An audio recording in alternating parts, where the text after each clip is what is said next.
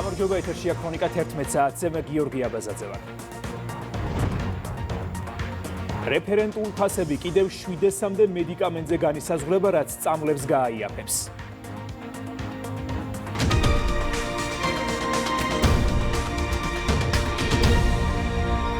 ფაშიზმზე გამარჯვების 91 წლის თავზე ვეტერანების ნაწილი ოჯახის წევრებთან ერთად კიკვიძის პარკშია შეკრებილი. ფაშიზმის დამარცხებასა და მსოფლიო უსაფრთხოებაში საქართველოს ყველაზე დიდი პროცენტული წვლილი შეიტანა.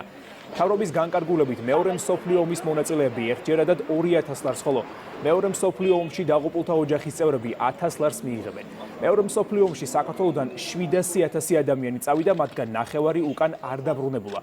1945 წლის 8 მაისს გერმანიის მიერ კაპიტულაციის გამოცხადების შემდეგ მეორე მსოფლიო ომი დასრულდა, 9 მაისი კი ფაშიზმზე გამარჯვების დღედ გამოცხადდა. მეორე მსოფლიო ომში დაღუპული გმირების ხსოვნას პატივსპირებენ ხელისუფლების წარმომადგენლები და ტრადიციულად გვირგვინით შეამკობენ მემორიალს. მანამდე კი პრეზიდენტმა, პრემიერმა და პარლამენტის თავმჯდომარემ სოციალურ ქსელში ქარდები გაავრცელეს.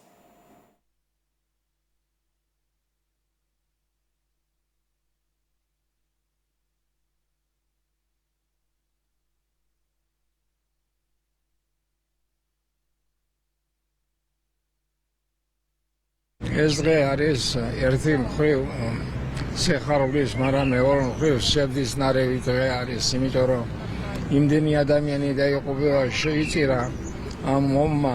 ომი ეს არის საშინელება, ის არ არჩევს ჯარისკაცს, მოხუცს, ბავშვს, ყველაფერს სპობს. ამიტომ მშვიდობიანი ზეცა, რომელიც ჩვენ გაგვაჩნდა ომის შემდგომ პერიოდში, ყველაფერი ეს მოტანილი იყო მაგათი სისხლით, მაგათი დაღუპვით იმ ადამიანებმა მოგიტანეს ეს 45 წლის მშვიდობა. ყველას გილოცავთ ფაშისტურ ნაციზმზე გამარჯვების დღეს, რაშიც უდიდესი წვლილი შეიტანეს ჩვენმა პაპებმა, ჩვენმა მამებმა, რომლებმაც ერთ-ერთი დიდი გამარჯვების ფურცელი ჩაწერეს და კიდევ ერთხელ სამყაროს ამცნეს ის, რომ ვართ მეომარი, ძლიერი და თავისუფალი ერი. დარწმუნებული ვარ იმაში, რომ ჩვენი ქვეყანა თავისი თავისუფლების და ერთიანობის დიდ დღესაც იზეიმებს.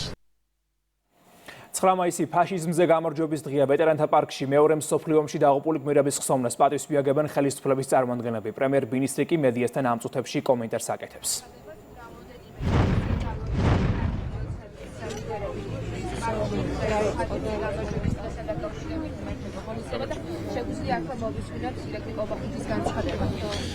მე ყველას ულოცავ 9 მაისს ფაშიზმზე გამარჯვების დღეს, განსაკუთრებით ულოცავ რა თქმა უნდა ჩვენს ვეტერანებს. 300,000 ადამიანი შეეწირა ქართველი ფაშიზმის წინააღმდეგ ბრძოლას, 100,000-ობით ქართველი იბრძოდა ფრონტზე და რა თქმა უნდა ჩვენი ვალია პატივი მიუგოთ თითოეული მათგანის, თითოეული გმირის ხსოვნას, თითოეულ გმირს, რომელიც არის განსახიერება თავდადების, სამშობლოსთვის თავგანწირვის. კიდევ ერთხელ იულოცავ ყველას და კიდევ ერთხელ მადლობას გადავხდი ყველა ვეტერანს, ყველა გმირს მათ ხვაწლისთვის.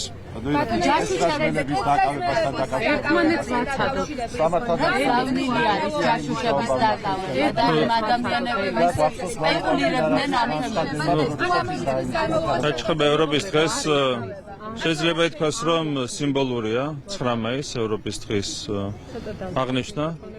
სწორედ 9 მაისი იყო ერთგვარი ათვლის წერტილი ახალი ეპოქისა ევროპის ისტორიაში, როდესაც ჰუმანიზმი იქცა ევროპისთვის განსაზღვრელ პრინციპად. მანამდე უამრავი რთული ისტორიული პროცესები გამოიარა ევროპამ და სწორედ 40-იანი წლების ბოლოდან ევროპაში ჰუმანიზმი იქცა კიდევ ერთხელ ვთქვი მთავარ განსაზღვრელ პრინციპად და 60 წლის განმავლობაში ეს პრინციპები პარადედოს საფუძვლად ევროპის განვითარებას. ბოლოდროინდელი ტენდენციები არის სამწუხარო, თუმცა ჩვენ უნდა დავიტოვოთ იმედი, რომ ეს ტენდენციები შემოდრიალდება, კვლავაც დაადგება ევროპა კეთილდღეობის ზრდის გზას, იდენტობის დაცვის გზას, რაც არის რა თქმა უნდა ძალიან მნიშვნელოვანი თითოეული ჩვენგანისთვის. ევროპა ჩვენთვის იყო ყოველთვის განსაკუთრებული ღირებულება გამომდინარე იქიდან, რომ სწორედ ევროპაში ხედავდა საქართველო ტრადიციულად ქრისტიანული ღირებულებების დაცვის გარანტიას. იმედია, რომ ის პრინციპები, რომლებსაც დაეფუძნა ევროპა გასული საუკუნის 40 წლების შემდეგ, კვლავაც დაბრუნდება ევროპულ დღესასრიგში და კვლავაც გახდება განსაზღვრელი ევროპული დღესასრიგისთვის და ევროპის განვითარებისთვის. შეთანხმების დაკავებასთან დაკავშირებით მზავლელი არის სახელმწიფოს მხრიდან შეთანხმების დაკავებასთან დაკავშირებით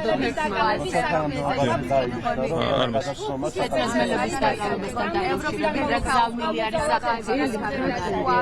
გლობალური თქვენ იდენტიფიცირება შეუძლებელი იყო, ახლა რა შეიცვალა?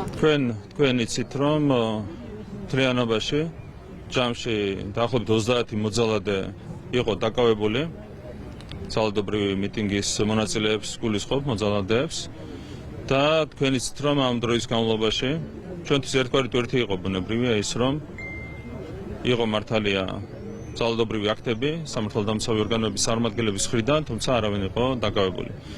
თუმცა ამასთან დაკავშირებით გაკეთდა განაცხადი 2 კვირის წინ უფრო ღრმად ჩავიხედეთ ყველაფერში და საბოლოო ჯამში მოხერხდა ბრალის გამოკვეთა და ჩვენი მოქმედა ჩვენი მაღალი პასუხისმგებლობით ჩვენ გვაქვს ჩვენი ხელწერა და ეს ხელწერა ბოლომდე უნდა დავიცვათ და ამისათვის მნიშვნელოვანია რა თქმა უნდა ნებისმიერ სამართალდარღვევაზე რეაგირება და სწორედ ეს აჩვენა სახელმწიფომ იმ აქტით რომელიც იხილა საზოგადოება. ჯაშურის დაკავება ნახეთ თქვენ მიგილეთ ასევე გუშინ ფარული ჩანაწერი ამ საკითხთან დაკავშირებით დამატებით ამ დროის განმავლობაში რთული პროცესები გამოვიარეთ, აღარ მინდა აქ სიღრმეში შევიდე, რას თავარია სამართალი ასრულდა, ეს არის მთავარი. და კიდევ ერთხელ მე მინდა ხაზგასმით მადლობა გადაუხადო შინაგან საქმეთა სამინისტროს, თითოეულ პოლიციელს, განსაკუთრებულ დავალებათა დეპარტამენტის თითოეულ თანამშრომელს იმისათვის, რომ მათ აღკვეთეს ხელისუფლების ძალადობით შეცვლის 4 მცდელობა გასული 4 წლის განმავლობაში. რა თქმა უნდა, რომ არა მათი მაღალი პასუხისმგებლობა სახელმწიფოს მიმართ, სამშობლოს მიმართ, სამშობლოსადმი ერთგულება ეს შედეგი არ დადგებოდა, მაგრამ თქვენ მინდა შეგახსენოთ, რომ იყო გარედან დაფინანსებული 4 მცდელობა. კონსტიტუციური წყობილების ძალადობით შეცვლის 4 მცდელობა, რომელიც აღკვეთეს სწორედ ამ ადამიანებმა. ძალოვანი სტრუქტურების, სამართალდამცავი სტრუქტურების წარმომადგენლება, კიდევ ერთხელ მადლობა შსს, მადლობა სახელმწიფო უსაფრთხოების სამსახურს, სახელმწიფო დაცვის სპეციალურ სამსახურს, თითოეულ თანამშრომელს, თითოეულ სამართალდამცავს, სწორედ მათზე დგას სახელმწიფოს სიმტკიცე, რაც მათ დაადასტურეს გასული 4 წლის განმავლობაში. ჯაშურის დაკავება ვნახეთ ჩვენ ბატონო ირაკლი. იმიტომ რომ ჩვენ ვიცით საქმეები, რომელზეც არ დამდგარა შედეგი. მაგალითად, მაკაჩინხოაძე, გიორგი შეწირულზე თავდამსხმელები უნდა დაისაჯონ.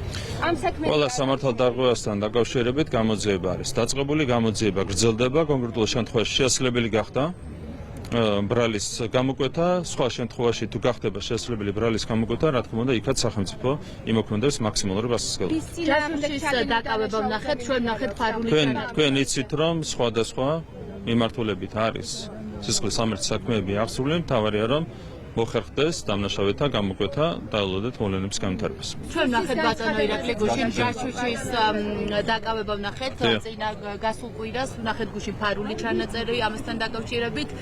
დამატებით რის თქმა შეგიძლიათ ამ საქმეზე? ერთი რამ მინდა გითხრათ, რომ მნიშვნელობა არ აქვს ჯაშუში რომელ ქვეყანას ემსახურება. ჯაშუში ყველა შემთხვევაში არის ჯაშუში და ჯაშუშობა, აგენტობა ყველა შემთხვევაში ნიშნავს საკუთარი სამშობლოს მიმართ ღალატის შადენას. თავის დროზე თქვენ გახსოვთ, რომ კონკრეტული ადამიანები, პოლიტიკოსები ცდილობდნენ აგენტობის პოპულარიზაციასაც კი. როდესაც საქმე ეხებოდა კონკრეტული სახელმწიფოების აგენტობას, აგენტი მნიშვნელობა არ აქვს ვისია. აგენტი ყოველთვის ღალატობს საკუთარი სამშობლოს ინტერესებს, ის ყოველთვის გამოხატავს საკუთარ მზადყოფნას, რომ დადგეს საკუთარი სახელმწიფო ინტერესების წინააღმდეგ, აქედან გამომდინარე ეს დაკავება უნდა იყოს მაგალითი ყველასთვის.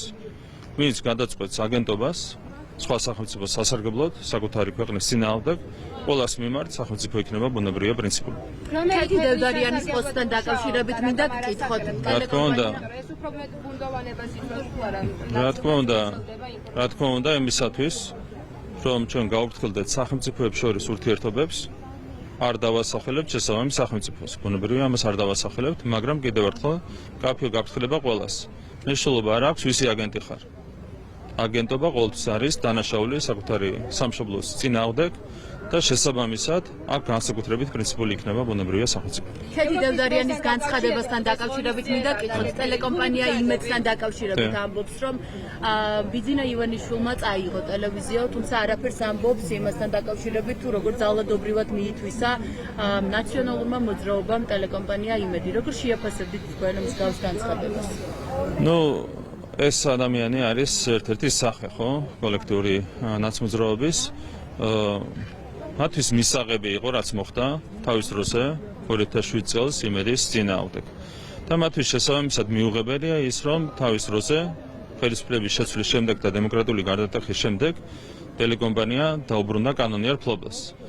მათ ერჩივნათ რა თქმა უნდა საკუთარ ფლობელობაში ქონოდათ უკანონოდ როგორც ტელეკომპანია იმედი ასევე სხვა ტელეკომპანიები. ზოგადად ეს არის მათი სახე. მედიის თავისუფლების სრული უგულებელყოფა მათთვის საერთოდ არავითარი ღირებულება არ არის. მედიის თავისუფლება, საკუთრების უფლება, მაღალი მატერიები ამ ადამიანებისთვის არის სრულიად უცხო და დღეს საუბრობთ ჩვენ ევროპულ ღირებულებებზე. ხო ტრადიციული ევროპული ღირებულებები არის მათთვის სრულიად უცხო. და დღეს რომ ეს ადამიანები საუბრობენ ევროპაზე, ეს თავისთავად მეტყველებს ყველაფერთან დაკავშირებით. ჭეშმარიტი ევროპული ღირებულებები არის მედიის თავისუფლება, რასაც პირდაპირ უპირისპირდება როგორც ევროპული ბიუროკრატია, ისე საქართველოში მოქმედი აგენტურა და ერთ-ერთი ადამიანი, რომელიც განასახიერებს კოლექტიურ ნაცმოძრაობას, არის სწორედ თქვენს მიერ დასახელებული ადამიანი. არათარი ფასი არ აქვს ამ ადამიანის განცხადების გარდა ერთისა. ეს განცხადება კიდევ ერთხელ შეგვახსენებს ჩვენ ნაცმოძრაობის სახეს. ნაცმოძრაობა ნიშნავს მედიის თავისუფლების სპექტრში გათვლას, დემოკრატიული ღირებულებების სპექტრში გათვლას, ადამიანის უფლებების სპექტრში გათვლას და მასზე ისინი საუბრობენ ძალიან თამამად, იმიტომ რომ მათ შეუძლიათ საკუთარი სახე გამოაჩინონ და აკეთებენ მხოლოდ და მხოლოდ ამას. 26 მაისის აქციისთვის ებრძადება ოპოზიცია საინტერესო როგორ ხედავთ ამას? რა თქმა უნდა, განწერულია სრული ფიასკოსთვის ნებისმიერი ინიციატივა. თქვენ ხედავთ, რომ 10 კაცშიც კი ვერ ახერხებენ ეს ადამიანები ერთიანობის შენარჩუნებას. ასეთ პირობებში, რა თქმა უნდა, ვერც ერთ მათ პოლიტიკურ ინიციატივას ვერ ექნება წარმატება. ეს არის ძალიან მარტივი, მათ ხალხთან მისასვლელი პირიც არ აქვს, დაანონსეს ხალხში გასვლა და ხალხში ვერ გავიდნენ. ერთმანეთსაც კი ვერ ელაპარაკებიან, არათუ ხალხთან შეუძლიათ საუბარი. ასეთ პირობებში, რა თქმა უნდა, ნებისმიერი მათი ინიციატივა იმთავითვე არის განცერული წარმატებლობისთვის. ევროპის დღესთან დაკავშირებით ექსპო ჯორჯიაში არის დაგეგმილი ღონისძიება, ჰელჩინსკიებად იშება ყოველთვის ეს ექნება სული, თქვენ თუ მიბრძანებით? როდესაც ასეთი ტიპის ღონისძიება საწყობენ ელჩები, კონკრეტული ელჩი ამ შემთხვევაში, ასეთ დროს მთავრობა არის ან მიწვეული, ან არ მონაწილეობს. ხო, ძალიან მარტივად არის აქ საქმე. ბატონი ჰელჩინსკი ყველაფერს აკეთებდა ამ წლების განმავლობაში იმისათვის, რომ გაეუფუჭებინა ურთიერთობები საქართველოსა და ევროკავშირს შორის. ეს არის ტრაიგული ადამიანი, ხო? მას ევალებოდა ევროკავშირსა და საქართველოს შორის ურთიერთობების გამტკიცება, გაღრმავება და სინამდვილეს შეაკეთებდა ყველაფერს ამის საპირისპიროდ, იმიტომ რომ დავალება ჰქონდა ასეთი. ეს არის ტრაიგული პიროვნება. შესაბამისად ეს ღონისძიება რომელიც ტარდება მის ხელმძღვანელობით დიდ ღირებულებას სამწუხაროდ არ ატარებს.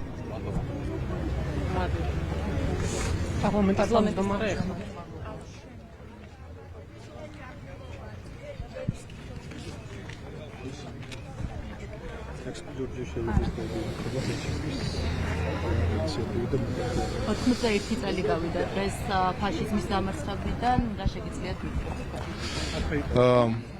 მე მინდა ყველა ცოცხალ ვეტერანს მიულოცო ეს დღე, მე მინდა მივაგოთ სათანადო პატივი სამამულო ომში დაღუპულთა ხსოვნას, საქართველოს ერთსულ მოსახლეობის რაოდენობაზე გადათვლით ყველაზე დიდი მსხვერპლი გაიგო ყველა ანტიფაშისტურ ერებს შორის. ეს არის ის წვლილი, რომელიც საქართველოს შეიტანა მშვიდობიანი სამყაროსთვის, ვინაიდან ეს ომი ეხებოდა ყველას. ეს არის ის წვლილი, რომელიც საქართველოს და ქართულ ხალხს ტრადიციულად ყოველთვის შექონდა ხოლმე უკეთესი მომავლისთვის. ეს დღე ასევე ჩვენ გვახსენებს თუ რამდენად მნიშვნელოვანი არის რომ ის დღეები, რაც ჩვენ იდენტობას ქმნის, ის ისტორიული მომენტები, რაც ჩვენ როგორც ერთს გვაკავშირებს ერთმანეთთან და ჩვენი საერთო მეხსიერება არის ეს დღეები არ დავივიწყოთ და იყოს ყოველთვის ჩვენი შვილების მეხსიერებაში. თქვენს პოსტთან დაკავშირებით მინდა გკითხოთ, თუ თქვენ ისაუბრეთ 9 მაისთან დაკავშირებით თქვენ პოსტში აღნიშნეთ, რომ ყალბი არის ის მოსაზრება, რომ უნდა იყოს ორი არჩევანი რუსეთი ან ევროპა. ამასთან დაკავშირებით და თარიღთან დაკავშირებით სპეკულაციები არიან წლების განმავლობაში რას? თავისთავად მე მგონი ყველა ხვდება, რომ ეს არის დამუშავებული მეთოდი, რომ თარიღებზე დავით შემოიტანონ განხეთქილება საზოგადოებებში 25 დეკემბერი თუ 7 იანვარი, 8 თუ 9 მაისი, 7 თუ 8 აგვისტო, ეს ჩვეულებრივი სპეცსამსახურების მიერ დამუშავებული მეთოდი საზოგადოების გახლეჩისა. ამიტომ სასაცილო არის ასეთი მცდელობები, როდესაც სურთ რომ გადაწერონ ჩვენი ისტორია, წაგვიშალონ და ხელახლა ჩაწერონ ჩვენ გონში ახალი მეხსიერება, დაგვავიწყონ ვინ ვართ და რა არის ის თარიღები, რომელიც ჩვენთვის მნიშვნელოვანი არის. 9 მაისი არის ჩვენი დღე, ეს არის ჩვენი გამარჯვების დღე და ის ყოველთვის აღინიშნება როგორც ჩვენი გამარჯვების დღე. კიდევ ერთხელ საქართველოს ქართველ ერს აქვს ყველაზე დიდი მსხვერპლი გაღებული მოსახლეობაზე გადათვლით და მეტიც. თქვენ თუ აიღებთ ევროკავშირის წევრებს და მათ ევროკავშირის წევრების მხრიდან მეორე მსოფლიო ომში დაღუპულთა რაოდენობას, გერმანიას თუ არ ჩავთვლით, საქართველოს აქვს ყველაზე დიდი მსხვერპლი გაღებული. 300,000 ქართველი დაეცა ამ ომში და ეს არის სწორედ ჩვენი წვლილი მათ შორის თანამედროვე ევროპის განვითარებაში.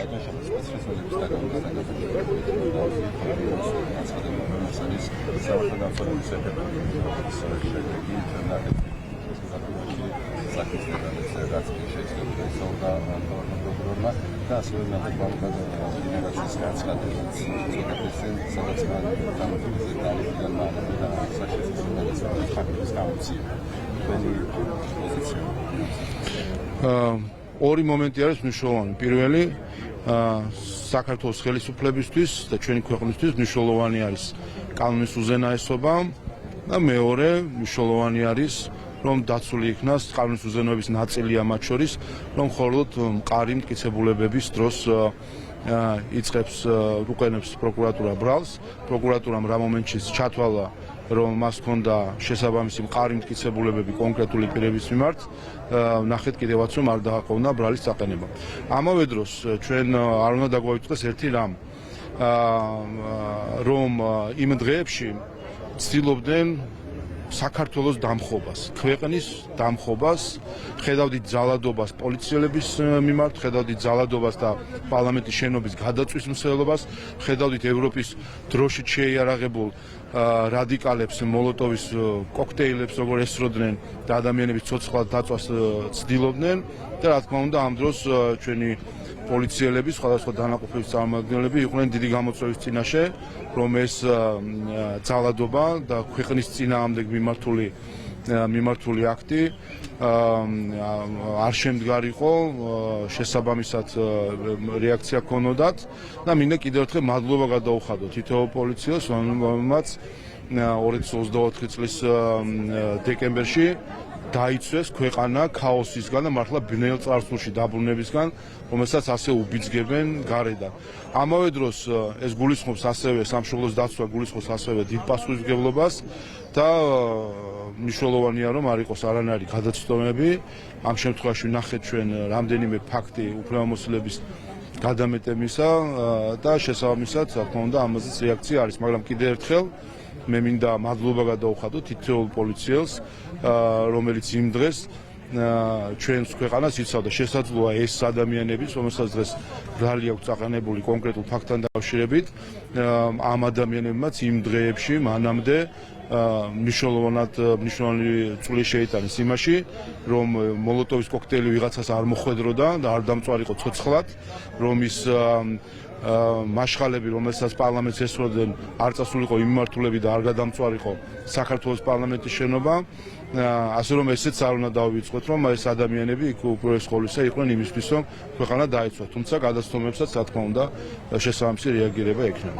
აი, საგამოძიებო უწყება, რომელმაც მალევე მოახდინა რეაგირება იგივე თქვენ საუბრობთ მოლოტოვის კოქტეილებზე და ასე შემდეგ.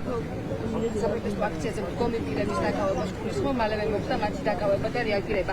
რატომ ვერ მოხდა ამ 2 წლის განმავლობაში იმ სპეციალისტების იდენტიფიცირება, ვინც მაგალითად ურამ როგავაძე თავდამსხმელი იყო, ვინც მაგალითად ლევან ხაბეიშვილს და ვინც ზოგადად ამ 2 წლის განმავლობაში ნახეთ რომ დააკავეს და მხოლოდ 5 სპეციალისტი იყო იქ დამნაშავე. ჩვენ გვახსოვს რომ მანქანებში აყავდათ მოქალაქეები და ფიზიკურად ძალადობდნენ მათზე. გვახსოვს მაგალითად ერთ-ერთ საპროტესტო აქციაზე პროფესიული საქმიანობის შესრულებისთვის მაგალითად ხვალისზე და ჩვენს ოპერატორზე გიორგი შეწირულზე თავდამსხმელები ამ დრომდე დასჯილები არ არიან. ანუ რა ხდება ამ საქმეებთან დაკავშირებით? მხოლოდ 5 სპეციალისტი არის დამნაშავე?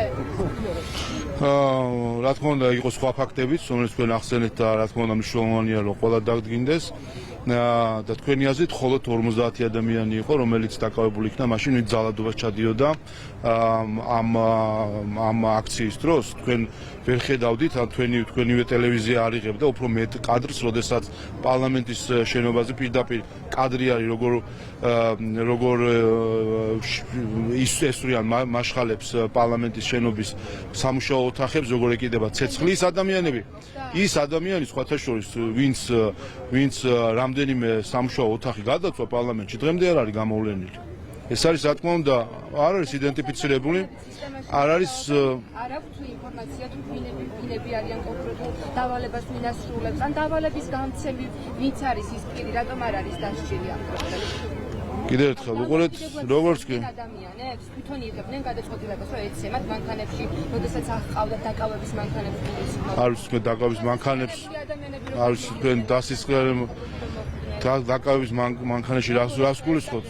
არ უკვე კადრები არის საჯარო კადრები რაც არის ისიც საკმარისი არის რომ ჩვენ დავინახოთ ფაქტები სადაც იყო უფლებამოსილების გადამეტება და ვნახეთ ფაქტები და უმეტეს შემთხვევა უკვე ხედავთ თქვენ რომ გამოვლენილი არის და ადამიანები ვისაც ეს ვინც ამ მომენტებში უფლებამოსილებას გადაამეტა არიან დაკავებულები კიდე არის რამდენიმე კადრიაზე თქვენ საუბრობდით რა თქმა უნდა მნიშვნელოვანია ყველა დადგინდეს ისევე როგორც მნიშვნელოვანია რომ პარლამენტის შენობაზე და პოლიციელებზე ყველა თავდასხმელი დადგინდეს კიდე ერთხელ ისინი ვინც პარლამენტს წვავდნენ უშუალოდ ვისი მაშხალას მოხვდა ოთახებს და ცეცხლი წაეკიდა და მაშინ პარლამენტის თანამშრომლების სწრაფი რეაგირება რომ არა პარლამენტი შეიძლება გადამწვარი იყო მართლა იმ ბრინელ წარსულში დაბრუნებულიყავით ჰერჩინსკი რომ გვიწინასწარმეტყველებს 90-იანი წლებისას აი ეს ადამიანები უშუალოდ ვინც ეს ოთახები გადაწვა და ცეცხლი წაუკიდა დღემდე არიან გამოვლენილი ამიტომ რა თქმა უნდა მნიშვნელოვანია გავიდა ხო წელიწად ნახევარზე მეტი გავიდა არ არიან გამოვლენილი მიუხედავად იმისა რომ მილიონი კამერა იყო იქ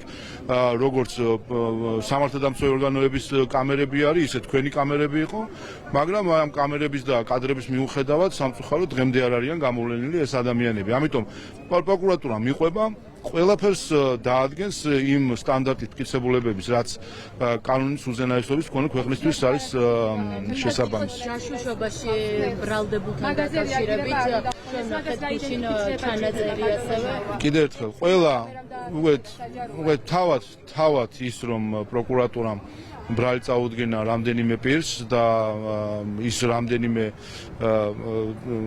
უფლებამოსილების გადამეტების ფაქტი რაც დაფიქსირდა მაშინ უმეტესობა ამით არის შესაბამისად გახსნილი მეტყველებს რომ სახელმწიფო მოწადინებული არის რომ იყოს თანასწორი მიდგომა ყველას მიმართ არის როგორც ამ შემთხვევაში ვნახეთ რომ უმეტესი გადაცდომის ფაქტები რაც მაშინ საჯაროდ ვიხილეთ კიდევაც არის გახსნილი და გამოვლენილი ადამიანები კიდევ ერთხელ მე ასევე იმედი მაქვს რომ დადგინდება ყველა ის მოძალადე რომელიც პოლიციელებზე ძალადობდა პარლამენტის შენობის დაწვას ცდილობდა სამწუხაროდ კიდევ ერთხელ დღემდე არ არიან გამოვლენილი ისინი ვინც პარლამენტი ლამის გადაწვეს 9 მილიონიანი ზიანი მიაყენეს პარლამენტს.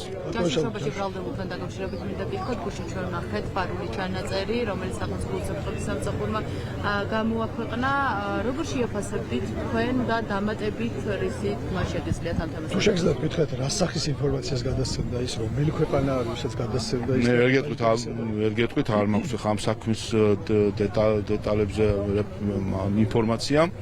რაც შეეხება კადრებს, საჭირო გახდა მისი ნაწილის გასაჯაროება, იმიტომ კიდევ ერთხელ ნახეთ მცდელობა, რომ რაღაც ყალბი ისტორიის მოყოლისა თუ ნარატივის დალაგებისა, ასე რომ ესეც საჭირო გახდა რომ სახელმწიფო შესაბამისად ეჩვენებინა. კიდევ ერთხელ ეს მეტყველებს საერთო ჯამში, მეტყველებს იმაზე, რომ დღეს სახელმწიფო უსაფრთხოების სამსახური და ამ შემთხვევაში მისი კონდაზვერვით მიმართულება არის მოწოდების სიმაღლეზე და ჩვენ მოვისმინეთ გუშინ სამართალდაცვო ორგანოების კოორდინების საკითხებში სახელმწიფო მინისტრის მამუკა დინარაძის განცხადება, რომ საქმე ეხება რამდენიმე ევროპულ ქვეყანას, რომელიც პარტნიორ მეგობარ ქვეყანაში დაზვერვით სამუშაოებს აწარმოებს, რაც გახლავთ სირცხვილი.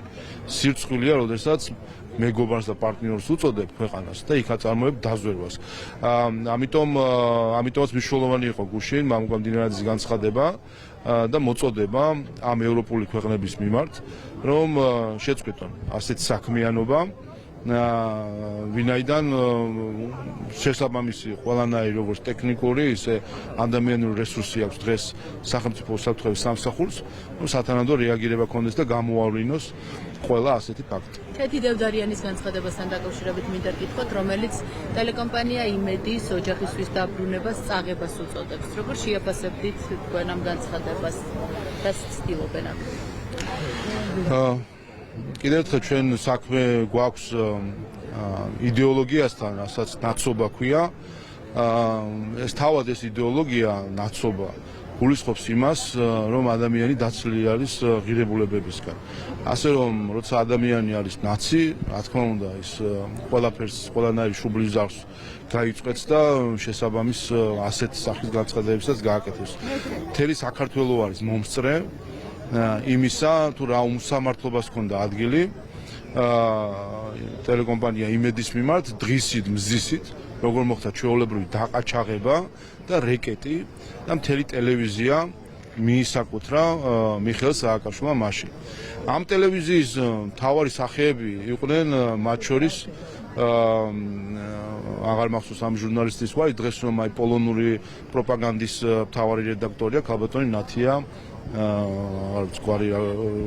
გვარია შემახსენეთ თუ გახსოვთ, რომელმაც მოდელირებული ქრონიკა მოაწყო.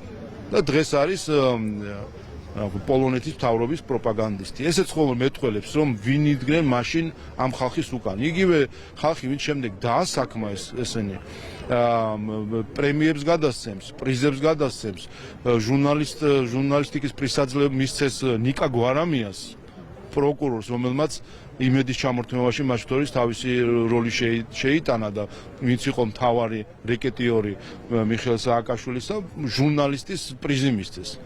რაღაცზე უნდა ვისაუბროთ საერთოდ, როდესაც ასეთი ღირებულებითი დაცემა არის მათი მხრიდან, ვინც საბოლოო ჯამში დაკვეთებს აძლევს სწორედ ამ ადამიანებს. 26 მაისისთვის ებზადება ოპოზიცია, აქციის კონტექსტი არის საინტერესო შეფასება რა შეიძლება აქციის კონტექსტში.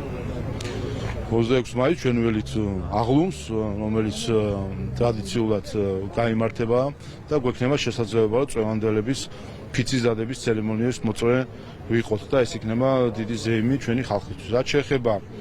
რაც შეეხება იმ დანაშაულებრივ გაერთიანებას, რომელიც თავს ოპოზიციას უწოდებს, დანაშაულებრივ გაერთიანების მთელი არსი ის არის, რომ რაღაც დანაშაულები უნდა დაგეგმონ. ეს არის მორიგი დანაშაულის დაგეგმა, როგორც 4 ოქტომბერს აპირებდნენ უცხოელების ხელშეწყობით დანაშაულის ორგანიზებას და საბოლოო ჯამში ჩაუვარდათ ყოვზი ნაცარში, რა თქმა უნდა, ახლა ასე იქნება და რაც თავარია ვხედავთ, რომ თავადაც არიან ფრუსტრირებულები, ერთმანეთს ჭამენ, ერთმანეთს ეჩხუბებიან, იმის გამო, რომ ვერ ასრულებენ დავალებას, უბრაზდებიან მათი დამკვეთები სხვადასხვა ევროპული დედაქალაქიდან და ეს ბრაზი შემდეგ გადმოაქვთ ერთმანეთზე და ჩხუბობენ ერთმანეთთან. ასე რომ რა უნდა ვნახოთ? ნახავთ აღლუმს და ვნახავთ ჩვენი წევანდელების ფიცს და ეს იქნება დიდი ზეიმი ჩვენი ხალხის. ნატაშა აი ექსპო ჯორჯიაში იმართება თუნდაც ღონისძიება ევროპის უნივერსიტეტთან დაკავშირებით ერთშიც კი ეპატიჟება ყოველს ვისაც ამის სურვილი ექნება. თუ გექნებათ სურვილი თუ მიყავთ ამ ღონისძიებაში თუ მიიღებთ მონაწილეობას? არანაირი სურვილი არ მაქვს, ჩვენ შარშან ვიხილეთ რომ ევროკავშირის საელჩომ ჩაატარა ანტისამთავრობო მიტინგი 9 მაისს, როდესაც ერთი სიტყვა არ დასცდენია ევროკავშირის ერთს მეორე მსოფლიო ომში დაღუპული 300,000 ქართველის შესახებ, რომ არა ეს მსხვერპლი, რომელიც გაიღო საქართველომ და ქართველმა ხალხმა მეორე მსოფლიო ომში არანაირი ევროკავშირი, არანაირი ევროპის დღე არ იქნებოდა და არც არაფერი იქნებოდა საზეიმო. ასე რომ უყურებ რა მათ განწყობებს, სავარაუდოდ დღესაც იქნება ევროკავშირის საელჩოს მიერ ორგანიზებული კიდე ერთი არასამთავრობო ანტისამთავრობო მიტინგი და ამ მიტინგში მონაწილეობის არანაირი სურვილი რა თქმა უნდა არ გვაქვს. მეორე რიცხვი რა თქმა უნდა მე ერთი რამე მაინტერესებს რომ ვიხილავ თუ არა ამ თავყრილობაზე 4 ოქტომბრის მონაწილეებს ხელისუფლების დამხობის თანაორგანიზატორებს პოლიტიკური მნიშვნელობით, ისინი ვინც გვემუქრებოდნენ ჩვენ ნეპალით. აი ეს ხალხი გამოჩნდება თუ არა მათ ღონისძიებაზე, ხელს ჩამოართმევენ თუ არა და თუ ჩამოართმევენ თუ არა ამ ხალხს. მაინტერესებს 26 მაისს რომ დაანონსებული აქვს კიდე ერთი 4 ოქტომბერი, ის ხალხი თუ იქნება ამ წვეულებაზე და შეკრებაზე, ხელს თუ ჩამოართვენ ახალს, იმიტომ ეს ბევრ რამეს აჩვენებს ქართულ ხალხს, აჩვენებს სინამდვილეში ვინ დგას საქართველოში სიძულვილის, ძალადობის და დაპირისპირების და რადიკალიზმის უკან. უსმენთ პარლამენტის თავმჯდომარეს, მანამდე კი პრემიერ-მინისტრს. ფაშიზმზე გამარჯვების დღეს პარლამენტის თავმჯდომარემ გამოაქვეყნა თავისი ბაბუის მიერ ფრონტიდან გამოგზავნილი ბოლო წერილი, რომელშიც მისივე თქმით სიყვარული, იმედი და სიკვდილის წინაშე მდგარი ადამიანის სიმშვიდე ასახული.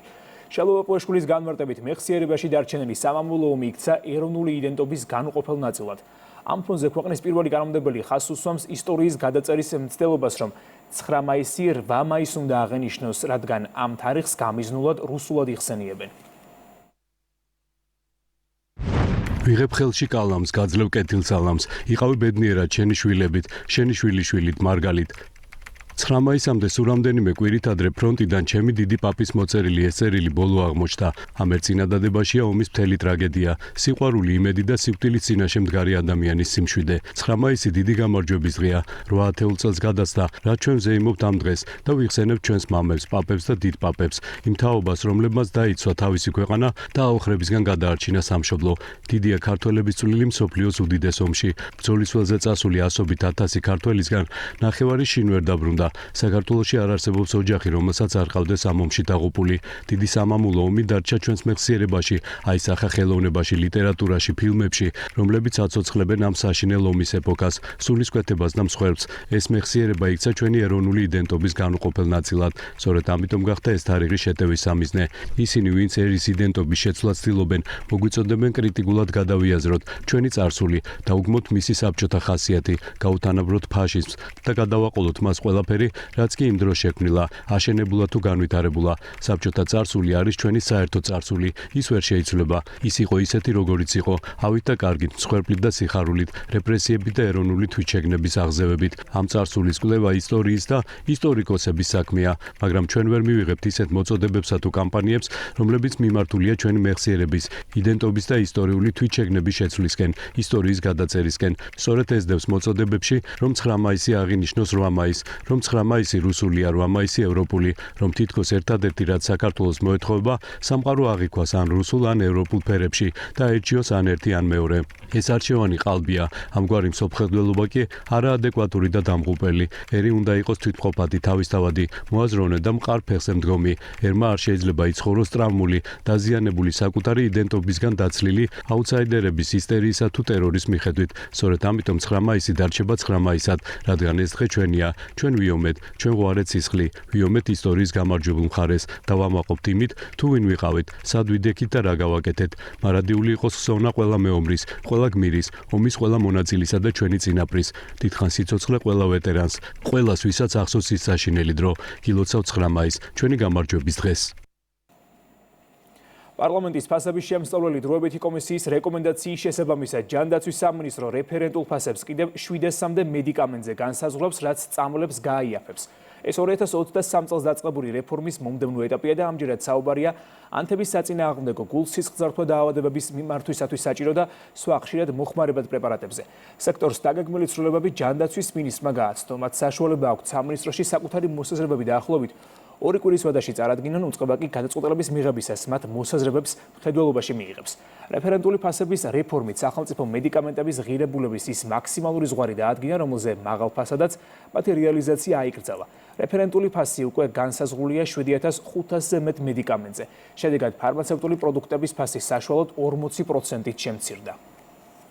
საქართველოს პარლამენტში შექმნილმა კომისიამ, რომელიც მუშაობდა ფასების თემებზე, მათ შორის რომელიც განიხილავდა ფარმაცევტული პროდუქტების ირგვლივ არსებულ ფასების პოლიტიკას, ფასწარმოქმნის საკითხებს და ასე შემდეგ, დაასრულა მუშაობა და ძალიან მნიშვნელოვანი საინტერესო და ძალიან სიღრმისეული დასკვნა მოამზადა, რომლის საფუძველზეც რეკომენდაციებს შორის ერთ-ერთი ყველაზე მეტად მნიშვნელოვანი რეკომენდაცია გახლავთ რეფერენტული ფასების მიმართულებით სახელმწიფო საქმიანობის შემდგომი წინსვლა და განვითარება და ამ თვალსაზრისით ბუნებრივია ამ მოსაზრებას იმთავითვე სამინისტროს ეთანხმება. სწორედ აქედან გამომდინარე ჩვენს მიერ მიღებული იქნა გადაწყვეტილება და დავიწყეთ მუშაობა იმ მიმართულებით, რაც შემდგომი ეტაპის, ასე ვთქვათ, გარკვეულ მედიკამენტებზე, გარკვეულ ნაწილზე მედიკამენტებისა, რომელზეც ამ დრომდე არ იყო გათვალისწინებული რეფერენტული ფასწარმოქმნა, შესაბამისად მას გაუჩნდება ასეთი რეგულირება და ამ ეტაპზე ჩვენ მომზადებული გვაქვს გარკვეული რაოდენობის მედიკამენტებზე საკმაოდ დიდია სპექტრი მედიკამენტებისა, რომელზეც გავრცელდება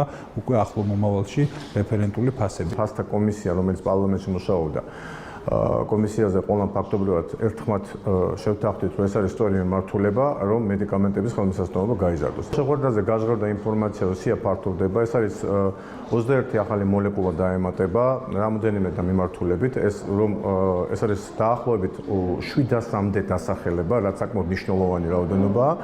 და ყველაზე კარგი, რასაც კვლავ კიდევ შემიძლია აღნიშნო, ეს იყო, რომ წინასწარი ინფორმაცია, რომელიც უფრო მომზადება სექტორისთვის იქნება მეტი საშუალება მომზადებისთვის და კომუნიკაციისთვის, სამინისტროსთვის, ეს პერიოდი გამოიყო 2 კვირის განმავლობაში გვექნება ახლა ამაზე მსჯელობის, რაც კარგია. იმედი მაქვს, რომ აი ამ თანამშრომლობით და აი ამ პერიოდის მეშვეობით ჩვენ მივახცევთ სასურველ შედეგს. ურთიერთ შეთანხმების საფუძველზე გვექნება უფრო ხელმისაწვდომობა გაიზრდება მედიკამენტებს.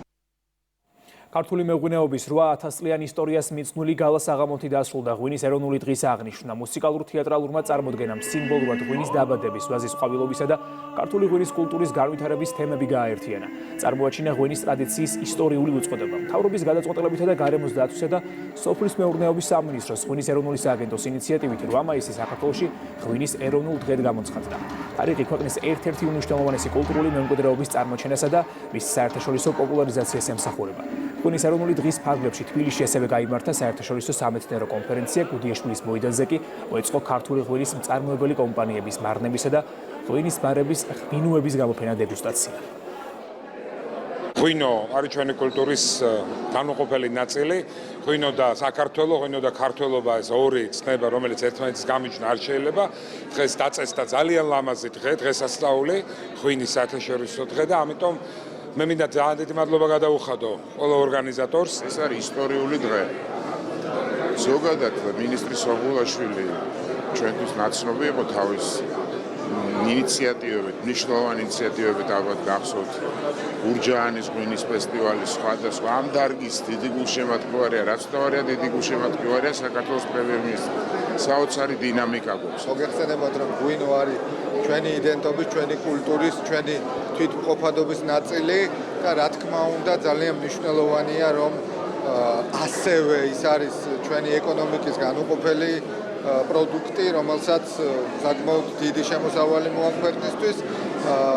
ვფიქრობ, რომ დღევანდელი დღე შედგა. ასეთი იყო ახალი ამბები ამ დროისთვის. ქრონიკა ეთერში 14 საათზე დაბრუნდება დროებით.